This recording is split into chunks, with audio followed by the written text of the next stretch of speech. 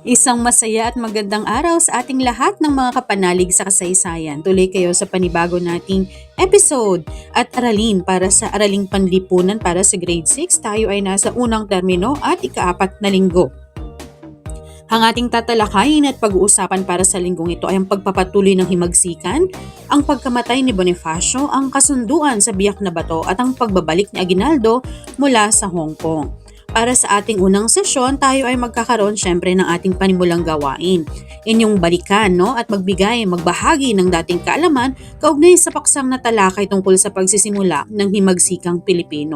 So ano ba ang iyong nalalaman tungkol sa sumusunod na mga salita o pahayag? Sigaw sa pugad lawin, mga labanan, pagkakaroon ng mga paksyon at konbensyon sang Tejeros, gayon din ang pagiging martir ni Rizal sa Bagong Bayan. So ano ba yung mga natatandaan mo mula sa ating mga aralin noong mga nakaraang linggo? Gayon din para sa patuloy na pagpapalalim ng ating kaalaman, maaari niyong panoorin ng video tungkol sa pagpaslang kay Andres Bonifacio. Hanapin niyo lamang ito sa YouTube, ang kwento sa likod ng pagpaslang kay Andres Bonifacio. Maaari niyo ring i-type ang link upang inyong mapanood ang video na ito. So, subalit hindi man natin ito mapanood para sa video natin ngayon, ay atin namang bibigyang buod kung ano nga ba ang kwento sa likod ng pagpaslang kay Andres Bonifacio. Si Andres Bonifacio ang supremo ng Katipunan at ama ng himagsikang Pilipino. Siya ang nanguna sa paglaban ng mga Pilipino laban sa mga Espanyol. Habang nagpapatuloy ang himagsikan, nagkaroon ng hindi pagkakaunawaan sa pagitan ng dalawang pangkat ng Katipunan sa Cavite, ang Magdiwang at Magdalom. Noong Marso 22, 1897, idinaos ang Tejeros Convention upang magtatag ng bagong pamahalaan para sa mga revolusyonaryo. Sa halalan, nahalal na Pangulo si Emilio Aguinaldo, samantalang nahalal si Bonifacio bilang kalihim ng interior.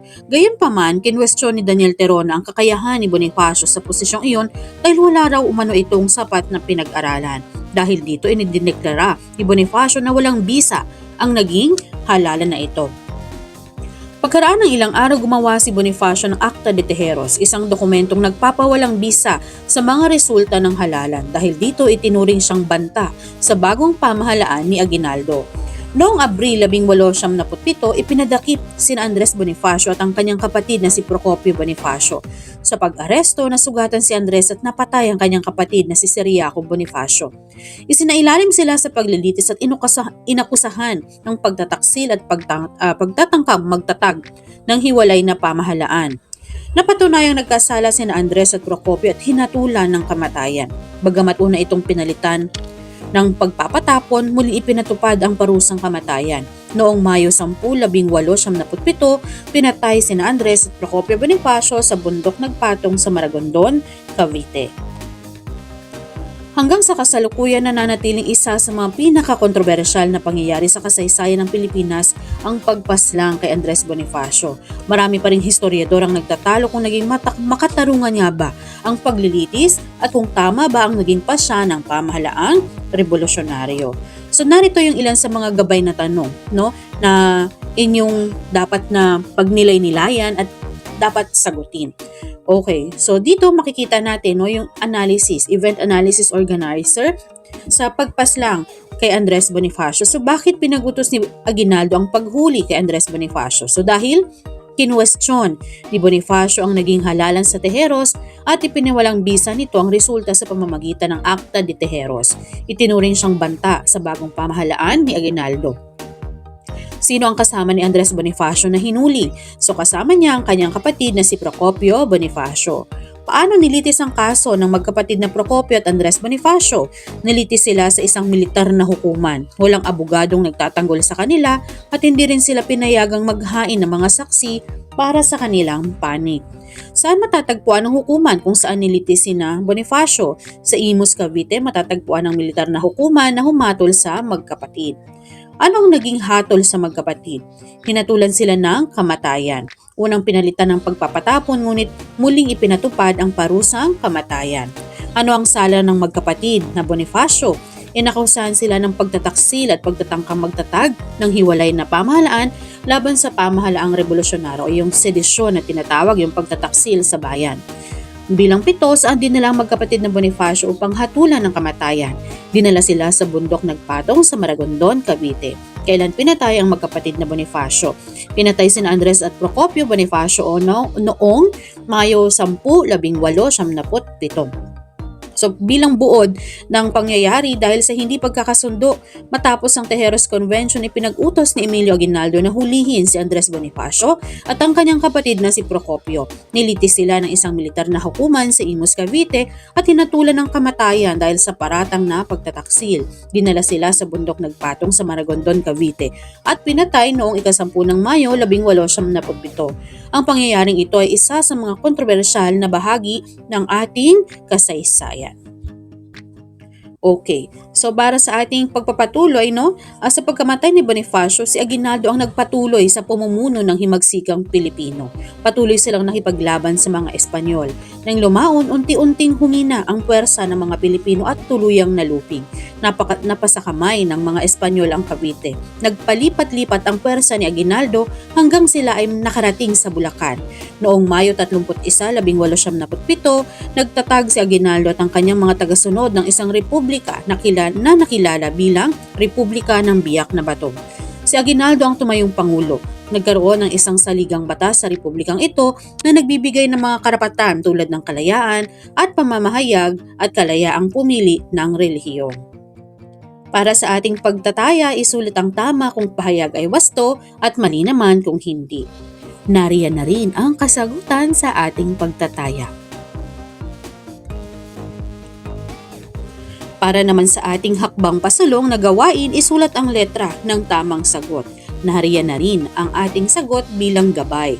So maaari naman itong tanggalin ng ating guro kung ito ay gagamitin sa kanilang pagtuturo.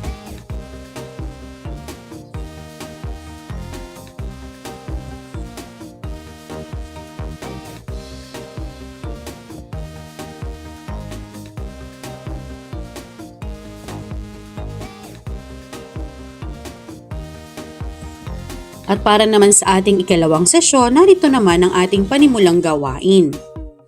Masdan ang mga larawan at sino-sino sa tingin ninyo ang nasa larawan. Ano kaya ang ginagawa ng mga tao rito? Ano ang inyong nararamdaman sa tuwing nakakakita kayo ng ganitong sitwasyon at itala ang inyong kasagutan sa loob ng kahon. Yan, sa unang larawan ay makikita natin yung pagpaslang kay Andres Bonifacio at maaaring ang ikalawang larawan ay ang pagtatatag naman ni Emilio Aguinaldo ng Republika ng Biak na Bato. So panoorin natin ang video tungkol sa kasunduan sa Biak na Bato, kasaysayan ngayon. So muli, ang kasunduan sa Biak na Bato ay maaari nyo mapanood sa video gamit ang link na nariyan. Pero gaya ng ating nabanggit, hindi man natin ito maaaring ikabit sa ating video na ginagawa ngayon, ay narito naman ang buod ng video na ito. So ano nga ba daw ang Republika ng Biak na Bato at ang kasunduan sa Biak na Bato? Matapos ng pagkamatay ni Andres Bonifacio, ipinagpatuloy ni Emilio Aguinaldo ang himagsikan laban sa mga Espanyol. Dahil sa matinding paglusob ng mga sundalong Espanyol sa Cavite, napilitang lumikas si Aguinaldo at ang kanyang mga kasamahan patungong Biak na Bato sa San Miguel, Bulacan. Noong Nobyembre 1, 1897, itinatag ni Aguinaldo ang Republika ng Biak na Bato. Nagkaroon ito ng sariling pamahalaan at saligang batas na hinango mula sa konstitusyon ng Cuba.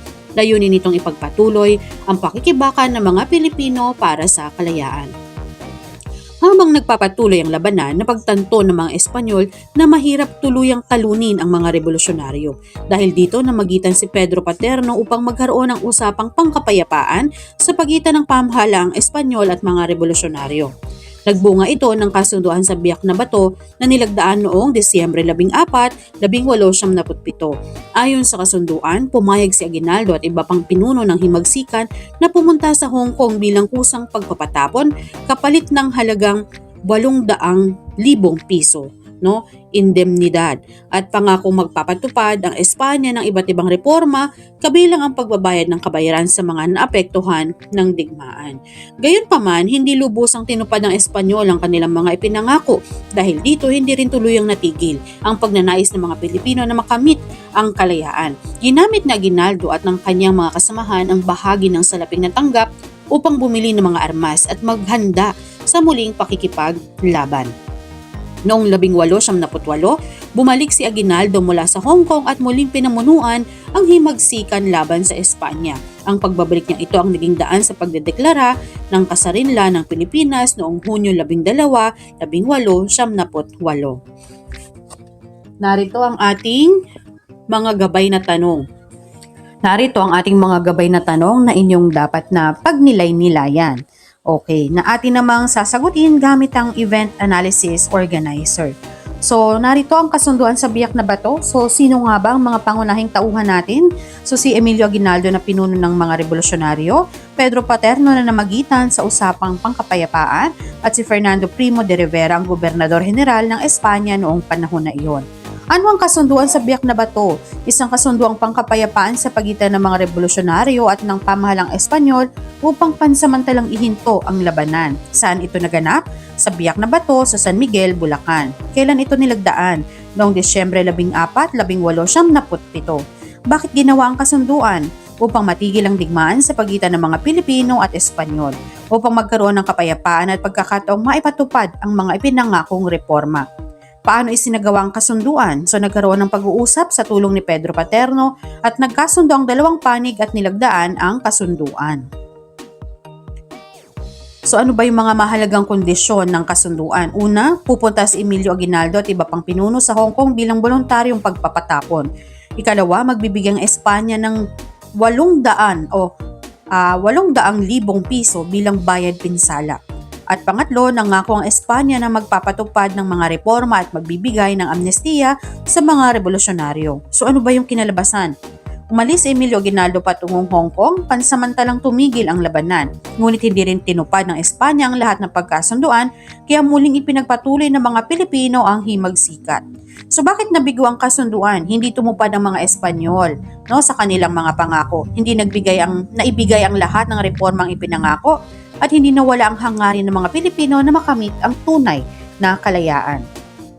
So ang kasunduan sa biyak na bato ay isang kasunduang pangkapayapaan na nilagdaan noong Disyembre 14, 1877 sa biyak na bato, San Miguel, Bulacan.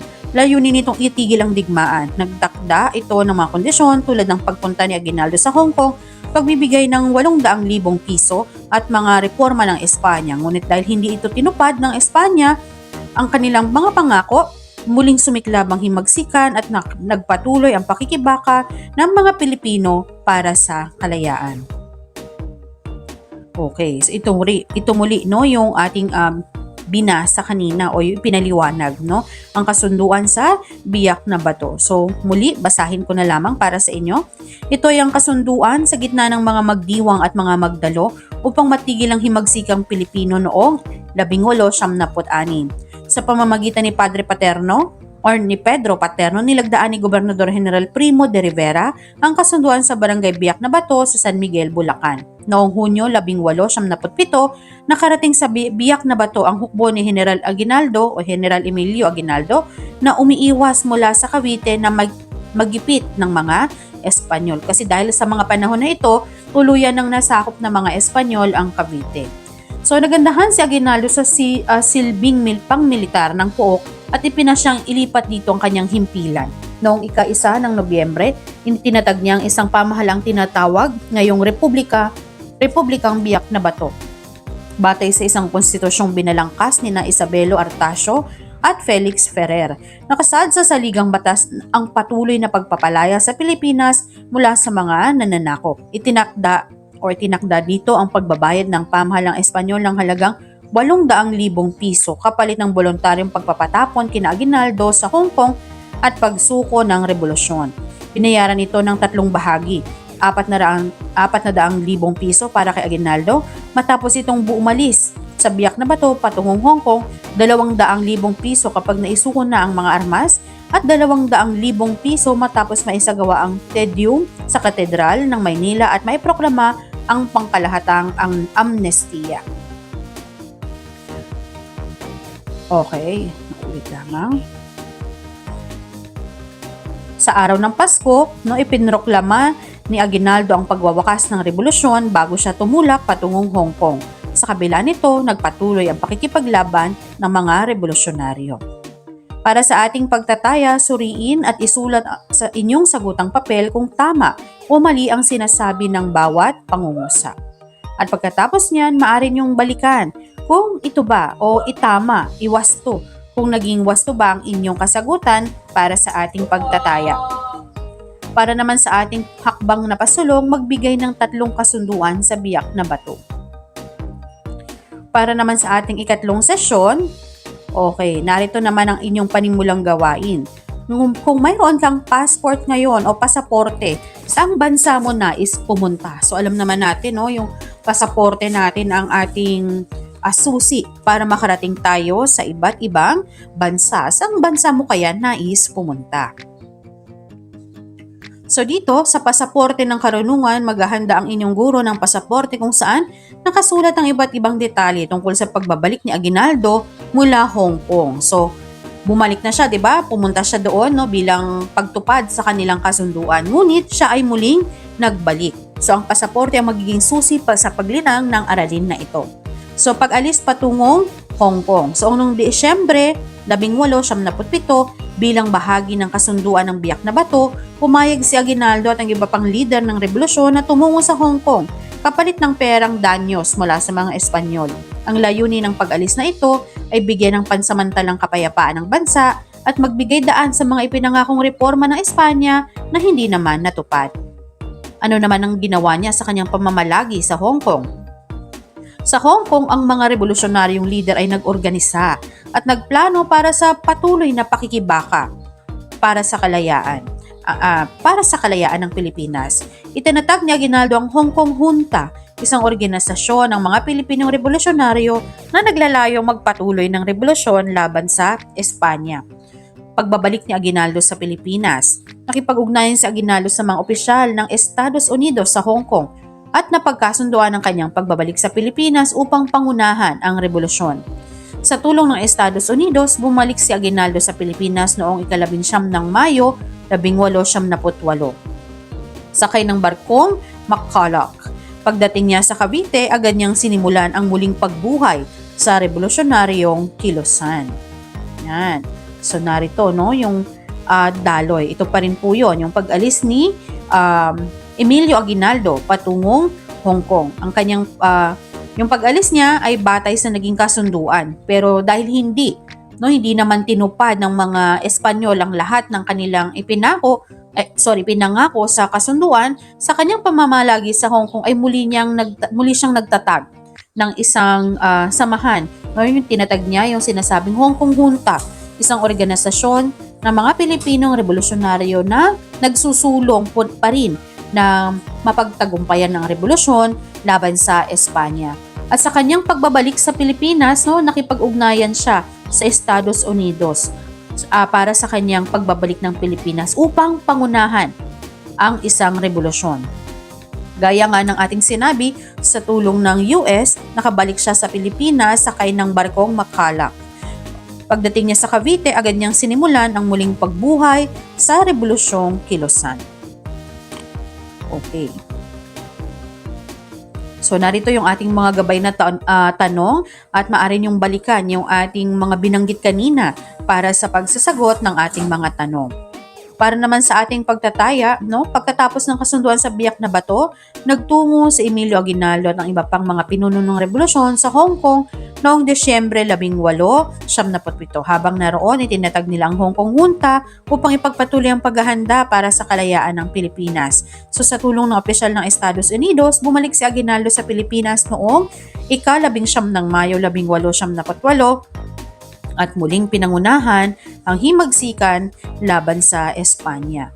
So para sa ating gawain, piliin ang mga tamang sagot sa loob ng kahon at isulat ito sa patlang. Okay, so ayan naman, narito naman yung ating mga kasagutan na rin, nakasalungguhit na ang mga kasagutan para sa gawain ito. At para sa ating ika-4 at panghuling sesyon, narito naman ang inyong panimulang gawain. Sagutin na mga sumusunod na tanong. So, sino ang kapatid ni Andres Bonifacio na kasamang nahatulan at pinatay? Ano ang tawag sa republika na itinatag ni Emilio Aguinaldo? Anong bansa ang pinuntahan ng mga revolusyonaryo pagkatapos ng kasunduan ng Biak na Bato? Sino ang kinatawan ng Pilipinas sa kasunduang ito at anong isa sa mga naging kahinaan ng Rebolusyon ng Pilipino? Narito ang ating susi sa pagwawasto. Para sa pagpapatuloy ng himagsikang Pilipino mula 1897 hanggang 1898. Ang pagpaslang kay Andres Bonifacio ay nagdulot ng hidwaan sa mga revolusyonaryo at nagpahina sa pagkakaisa ng kilusan. Kung nung una, nagkakawatak-watak na sila, nagkakaroon pa sila ng paksyon, lalo pa nung pinaslang si Andres Bonifacio. So ang hidwaan at kawalan ng pagkakaisa sa loob ng kilusan ay naging sanhi ng pagkahina ng revolusyon. Kaya naman, hindi halos maliit yung tsansa lagi ng pagkapanalo ng ating mga revolusyonaryong Pilipino sapagkat watak-watak sila, walang pagkakaisa. Mas madali yun para sa mga Espanyol na lipulin yung ating mga revolusyonaryong Pilipino. Dahil unang-una, wala na nga tayong pagkakaisa. Pangalawa, hindi pa sapat yung ating mga armas upang labanan ang mga Espanyol. So, ang kasunduan sa Biak na Bato ay pansamantalang napatigil o pansamantalang nagpatigil sa labanan kapalit ng pangakong reforma at pag-alis ng mga pinuno ng revolusyon. So, may mga mahalagang kondisyon sila dito. Una, yung pag-alis ni Aguinaldo at iba pang pinuno ng revolusyon patungong Hong Kong. Pangalawa, pagbibigay ng indemnidad at pangakong reforma ng pamahalang Espanyol at pansamantalang pagtigil ng labanan. Ngunit hindi lubos na tinupad ng Espanya ang kanilang mga pangako. Kaya naman, ang pagbabalik ni Emilio Aguinaldo mula sa Hong Kong ay nagbigay buhay muli sa himagsikan laban sa mga Espanyol. So bumalik si Emilio Aguinaldo mula sa Hong Kong noong Mayo 11, 1898 sakay ang barkong Makalak. Muling pinangunahan niya ang revolusyon at nagpatuloy ang pakikipaglaban ng mga Pilipino para sa kalayaan. Sa kabila ng mga pagsubok tulad ng hidwaan sa loob ng kilusan at ang kasunduan sa Biak na Bato, hindi tumigil ang mga Pilipino sa pakikipaglaban para sa kalayaan. Ang pagbabalik ni Aguinaldo ay naging daan upang muling sumiklab ang himagsikan na nagbunga ng kasarinlan ng Pilipinas. Para sa ating pagtataya, inyong balikang muli ang mga napag-aralang konsepto tungkol sa pagpapatuloy ng himagsikang Pilipino at isulat ang mga konseptong napag-aralan tungkol sa aralin sa loob ng mga kahon. Ayan, so nagsimula tayo sa pagpaslang kay Andres Bonifacio hanggang sa nagkaroon ng kasunduan sa Biak na Bato at ang pagbabalik ni Aguinaldo mula sa Hong Kong. At para sa inyong huling gawain, sagutin ang mga sumusunod na katanungan at isulat ang inyong sagot sa loob ng kahon. Yan. Ano ang inyong naranasan habang ginagawa ang mga gawain sa pagkatuto? At ano ang inyong naramdaman nang malaman ang tungkol sa pagpatay kay Bonifacio at ang naging resulta ng kasunduan sa Biak na Bato? Iiwanan ko na lang yan sa inyo para sa inyong mga personal na kasagutan. At dito na nagwawakas ang ating aralin para sa Araling Panlipunan para sa ika-6 na baitang, unang termino, ika-4 na linggo. Ako si Teacher Aisa at maraming salamat sa inyong panunood at nawain na unawaan ninyo ang mga konsepto na ating tinalakay sa linggong ito. Maraming salamat at magkita-kita tayo muli sa susunod na linggo. Paalam!